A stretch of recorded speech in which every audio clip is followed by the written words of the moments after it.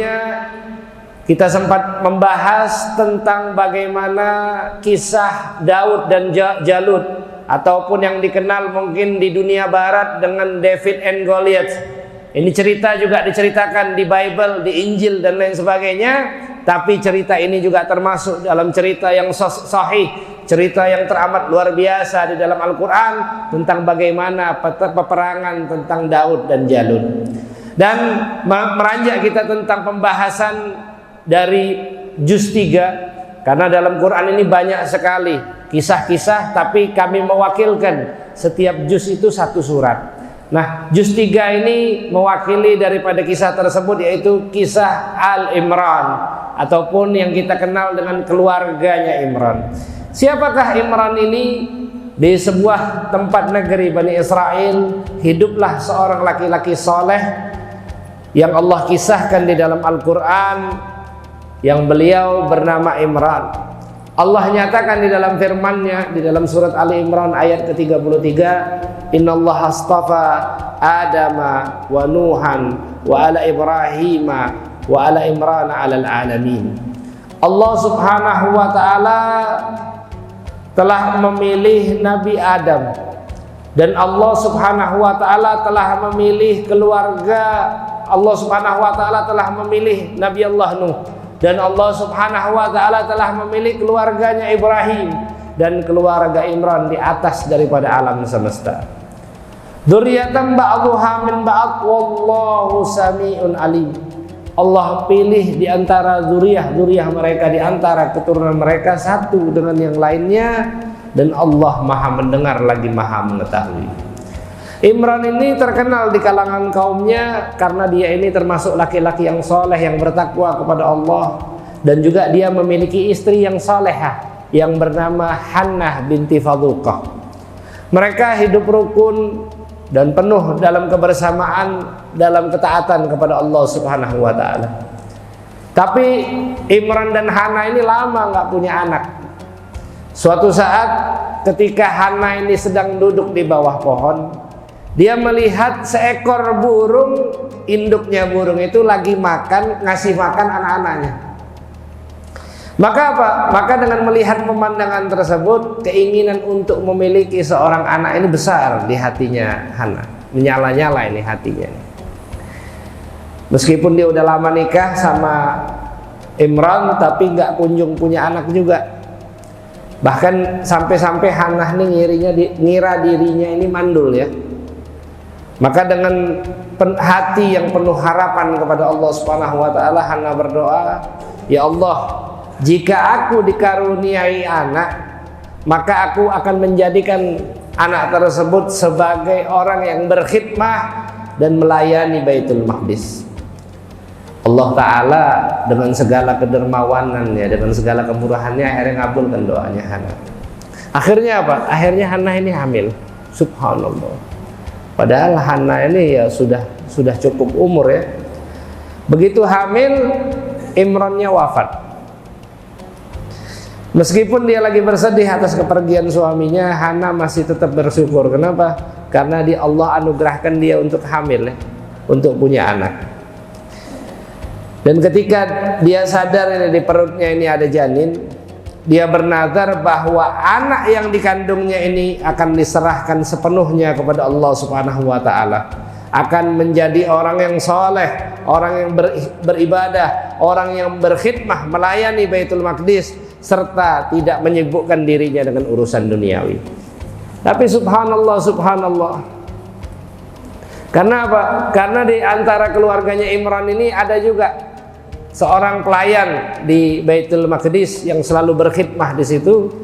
Ustadznya lah kalau kita sekarang ini, yaitu siapa? Nabi Zakaria, yaitu suami dari kakaknya. Jadi periperan sama Hannah ini. Dia nikah sama Isya binti Fadhuqah. Isya sama Hannah ini kakak beradik. Lalu Hannah ini berdoa kepada Allah Subhanahu wa taala agar menerima nazarnya. Meskipun dia belum tahu nih di dalam perutnya ini bayi laki apa perempuan. Akhirnya apa? Allah Subhanahu wa taala bahkan momenkan hal tersebut di dalam Al-Qur'an. Idh qalat imra'atu Imrana Rabbi inni nadartu laka ma fi batni muharram fataqabbal minni innaka antas samiul alim. Ya Allah, aku bernazar dengan apa yang ada di dalam perut ini. Aku serahkan sepenuhnya kepadamu, wahai Allah. Aku serahkan, dan Engkau Maha mendengar lagi Maha mengetahui. Tapi subhanallah, subhanallah, waktu kelahiran tiba apa? Yang lahir bayi perempuan, bukan bayi laki-laki. Hannah sedih, dan Allah Subhanahu wa taala mengisahkan hal tersebut di dalam Al-Qur'an. Falamma wada'atha qala rabbi inni wada'tuha untha wa laysa dzakaru wallahu a'lamu bima wada'at wa laysa dzakaru kal untha. Ketika Hannah ini melahirkan bayi, dan bayi tersebut perempuan, Hannah ini dengan sedihnya ngomong, qalat rabbi inni wada'tuha untha, ya Allah, yang aku lahirkan ini bayinya perempuan, bukan bayi laki-laki. Dan Allah tahu apa yang dilahirkan sama Hannah. Bahkan sebelum kelahirannya Hannah, Allah tahu. Sampai-sampai Hannah ini ngomong, walaysa dzakaru kal untha, bukannya anak laki-laki ini nggak kayak perempuan, kata dia. Kenapa? Kesedihan yang dirasakan Hannah ini kenapa? Karena anak yang dinazarkan untuk berkhidmah di Baitul Maqdis ini biasanya laki-laki. Karena apa? Karena anak perempuan tidak sesuai untuk tugas tersebut. Karena alasannya, mohon maaf, alasan fisiologis, alasan fisik. Ada datang bulan, ada melahirkan, karena itu nggak cocok untuk khidmah di Baitul Maqdis tersebut. Karena apa? Karena anak perempuan ini ada masa libur-liburnya gitu kan. Kalau perempuan dia lagi dalam keadaan haid, nggak boleh masuk ke dalam masjid dan lain sebagainya. Tapi subhanallah, subhanallah, Hannah tetap berdoa, minta kepada Allah Subhanahu wa taala. Fataqabbalaha rabbuha biqabulin hasanan wa ambatah nabatan hasanan wa qafalah hasan. Bahkan sebelumnya Hannah berdoa, wa inni u'idzuha bika wa dzurriyyataha minasyaitonir rajim. Ya Allah, aku berlindung kepadamu. Aku melindunginya denganmu, dan juga melindungi keturunannya daripada syaitonir rajim. Dan ketika udah melahirkan Hannah udah melahirkan Maryam, dinamailah bayi tersebut Maryam. Maryam ini dibawa ke hadapan para pendeta keturunannya Nabi Harun alaihissalam. Ketika itu mereka sedang mengecat bagian Baitul Maqdis yang letaknya lurus dengan Ka'bah. Hannah berkata kepada mereka, wahai para pembesar, terimalah oleh kalian bayi Nadhirah ini, bayi yang telah kunazarkan. Karena sesungguhnya aku telah menazarkan bayi ini untuk berkhidmah di Baitul Maqdis, untuk melayani Baitul Maqdis. Sedangkan dia adalah bayi perempuan. Bayi perempuan haid nggak boleh masuk, dan perempuan lagi dalam keadaan haid nggak boleh masuk ke masjid. Tapi aku tidak akan membawa bayi ini pulang ke rumahku. Maka mereka ini serentak menjawab, ini anak perempuan imam kita, katanya. Siapa imam mereka? Yaitu Imran. Dan semasa hidupnya Imran ini merupakan imam salatnya mereka dan pemimpin ibadah kurbannya mereka. Maka sebagaimana yang Allah kisahkan, wa kafalaha Zakaria, dan akhirnya Nabi Zakaria yang merawatnya. Nabi Zakaria ngomong, ya udah Hannah, serahin dia amaku. Karena sesungguhnya bibinya bayi itu adalah istriku, jadi enak.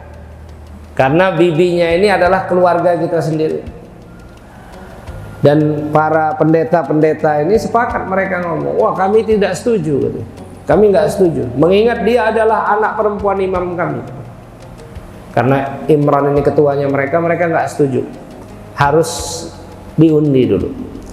Karena itu apa akhirnya? Mereka melakukan undian dengan pena-pena yang biasa mereka nulis Taurat. Jadi ini belum zamannya Nabi Isa ya, masih zamannya Taurat. Para pendeta-pendeta tersebut nulis Taurat ya. Nulis Taurat itu dengan pena-penanya, termasuk Nabi Zakaria alaihissalam. Nah, pena-pena ini ketentuannya itu harus dilempar ke sungai. Kalau kita sungainya di sini Sungai Mahakam lah. Jadi pena-pena yang dilempar ini ketentuannya harus melawan arus air. Jadi kalau arusnya itu ke hilir, dia harus ke barat. Dan subhanallah, subhanallah, kalau penanya kedapatan bisa melawan arus, maka dialah yang bakal mengasuh Maryam. Begitu dilempar penanya, subhanallah, subhanallah, semuanya hanyut. Penanya pendeta-pendeta tadi. Kecuali apa? Kecuali pena miliknya Nabi Zakaria. Dan ternyata undian yang keluar adalah pena miliknya Nabi Zakaria, dan akhirnya dialah yang mengasuh Maryam. Dan Allah Subhanahu wa taala sampaikan ini cerita ini, Masya Allah, di dalam Al-Quran. Bahkan Allah Subhanahu wa taala nyatakan, wa ma kunta ladaihim idh yulquna aqlamahum ayyuhum yakfulu Maryam wa ma kunta ladaihim idh yahtasimun. Dan sebenarnya wahai Muhammad, engkau nggak ada waktu mereka melemparkan pena-penanya tersebut. Allah sebut di sini cerita tersebut di dalam Al-Quran. Ketika para pendeta tersebut melemparkan penanya untuk berebut undian siapa yang bakal mengasuh bayi Maryam. Dan Allah Ta'ala akhirnya memilih Nabi Zakaria untuk mengasuh dan merawat Maryam. Tidak lain hal itu Allah jadikan sebagai kebaikan dan kebahagiaan Maryam, agar Maryam bisa menimba ilmu dengan Nabi Zakaria, meniru kesolehannya, meniru budi pekertinya. Maryam pun Masya Allah tumbuh besar, dewasa. Maka ketika Maryam sibuk beribadah kepada Allah Subhanahu wa taala, Nabi Zakaria yang dengan penuh kasih sayangnya mengurus kebutuhan makanan dan minumannya Sayyidatuna Maryam. Ternyata perempuan yang Allah pilih tadi untuk ada di dalam janinnya si Hannah tadi bukan perempuan biasa ya. Makanya di sini Masya Allah, Allah ingin menjadikan pelajaran bagi wanita-wanita kita bahwa ada wanita solehah yang menjadi salah satu pilihannya Allah Subhanahu wa taala sebagai wanita solehah. Siapa dia? Yaitu Sayyidatuna Maryam. Lebih baik daripada laki-laki sebenarnya. Dan Allah Subhanahu wa taala memperlihatkan bahwa kebaikan dan keberkahan tidak tergantung pada jenis kelamin seseorang, melainkan atas kehendak dan rencananya Allah Subhanahu wa taala. Setiap Nabi Zakaria ini masuk ke dalam mihrab, apa yang dia dapatin? Dia akan menyaksikan berbagai jenis makanan. Berbagai jenis makanan. Bahkan yang lebih aneh lagi adalah makanan dan buah-buahan yang tersaji itu. Biasanya kalau pada musim panas, dia menemukan buah-buahan yang ada itu buah-buahan di musim dingin. Dan ketika musim dingin, biasanya yang datang kepada Sayyidatuna Maryam itu buah-buahan yang ada di musim panas. Bahkan Nabi Zakaria ini ngerasa aneh. Wah, aneh banget kata dia. Kok bisa ada kejadian seperti ini? Lagi musim panas, buah-buahan yang datang ini buah musim dingin. Orang misalnya kayak sekarang gitu, lagi nggak musim duren, tiba-tiba ada duren. Lagi nggak musim lay, kalau orang Kalimantan lay kan biasanya. Nah, tiba-tiba ada lay, Masya Allah. Bahkan Allah Subhanahu wa taala kisahkan, kullama dakhala 'alaiha Zakaria al-mihrab wajada indaha rizqa. Qala ya Maryam anna laki hadha? Qalat huwa min indillah innallaha yarzuqu may yasha'u bighairi hisab.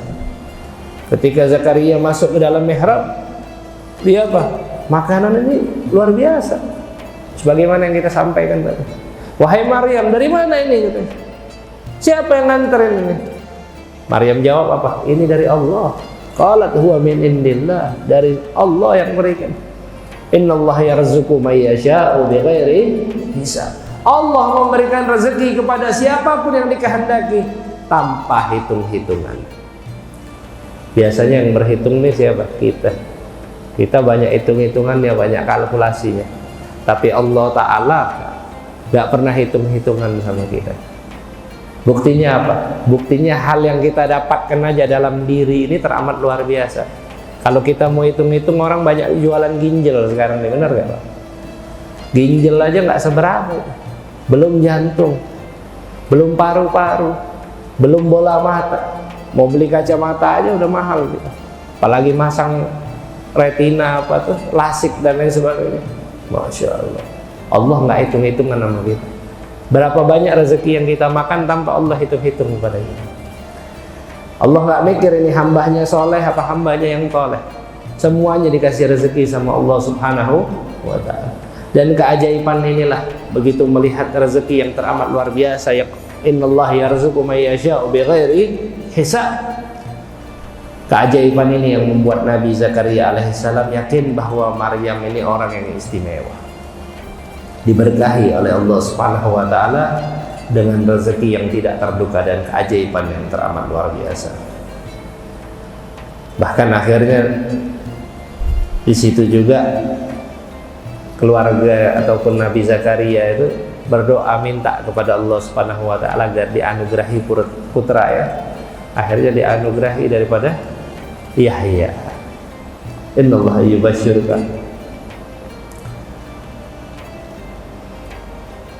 Masya Allah. Sejak kecil Maryam ini diberi keistimewaan oleh Allah Subhanahu wa ta'ala menjadi perempuan pilihan yang suci dan terlindungi. Bahkan dikisahkan bahwa Maryam ini memang karena udah niat doa daripada orang tuanya, sebagian meriwayatkan Sayyidatuna Maryam ini nggak pernah haid ya, nggak pernah mengalami yang namanya datang bulan. Dan dia ini selalu berada di dalam mihrabnya beribadah kepada Allah Subhanahu wa ta'ala. Atas kekuasaan Allah akhirnya apa? Akhirnya Maryam diberikan anugerah untuk melahirkan seorang putra, yaitu Nabi Allah Isa alaihissalam yang kelak menjadi utusannya Allah Subhanahu wa ta'ala. Karena ketaatan daripada keluarga Imran, Allah ta'ala menjadikan mereka sebagai keluarga yang soleh, yang dipilih oleh Allah Jalla Jalaluhu wa ta'ala bi'ulah. Nah ini Masya Allah, salah satu kisah daripada keluarga Imran, kisah yang teramat luar biasa yang mudah-mudahan membuat kita semuanya menjadi hamba-hamba Allah yang saleh. Amin ya rabbal